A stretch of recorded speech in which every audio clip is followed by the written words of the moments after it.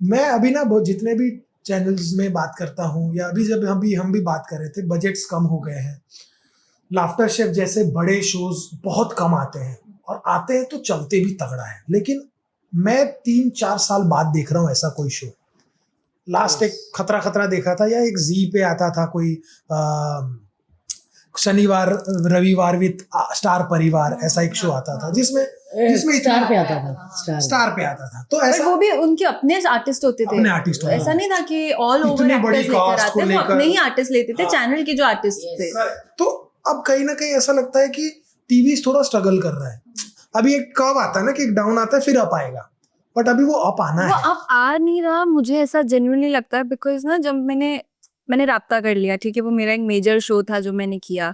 उसके बाद मैंने कलर्स पे बैक टू बैक 2 शोज कर लिए, मतलब बैक टू बैक।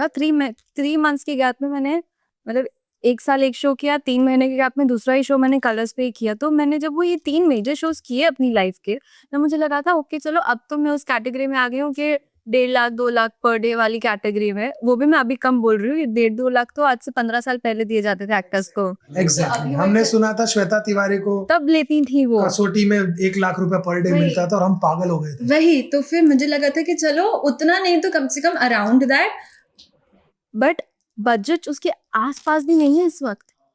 और मुझे ऐसा लगता है कि यार मैंने 15 साल आज की मेहनत कर ली, और 15 साल मेहनत करने के बाद भी आज, और ऐसा भी नहीं है कि सिर्फ मेहनत, एक होता है मेहनत, मैंने काम भी डिलीवर किया है। सही बोल रहे हो, टीआरपी भी दी है। हाँ, मैंने काम भी डिलीवर किया है। 100 शो 3.5 साल चलाना बहुत बड़ी बात होती है आज के जमाने में, वो भी करने के बाद आज बजट ही नहीं है।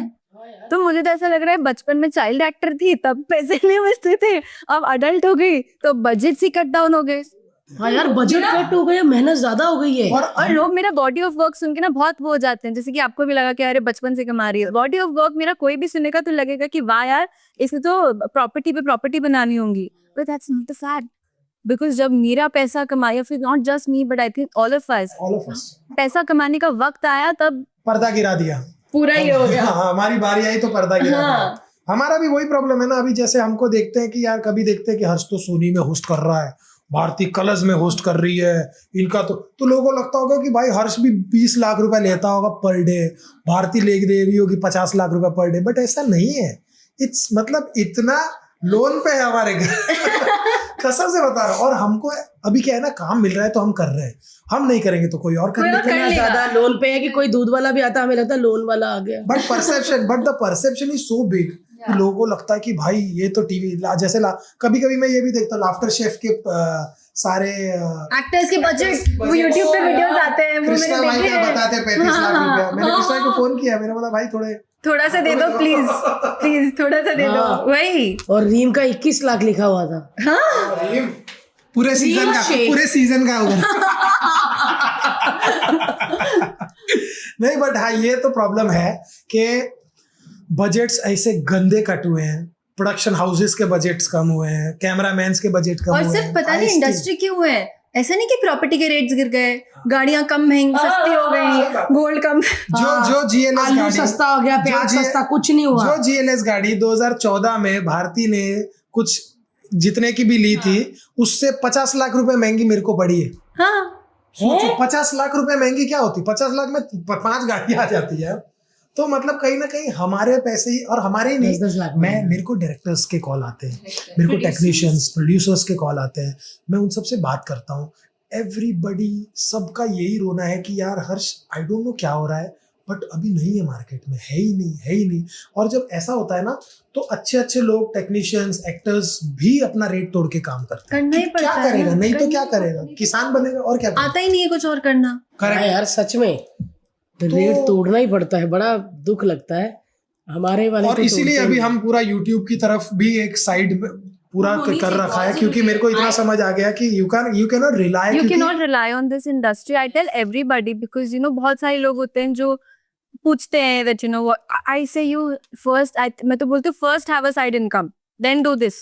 करेक्ट First अपनी साइड इनकम सॉर्ट करो, Yes. फिर आके ये करो। हाँ। क्योंकि अगर आपके पास कल को साइड इनकम होगी भी ना, तो आप बहुत चौड़ में बैठ के बोल सकते हो मैं अपनी मर्जी का काम उठाऊंगी। हाँ, एग्जैक्टली, वरना बहुत वही करना अच्छा। पड़ता है।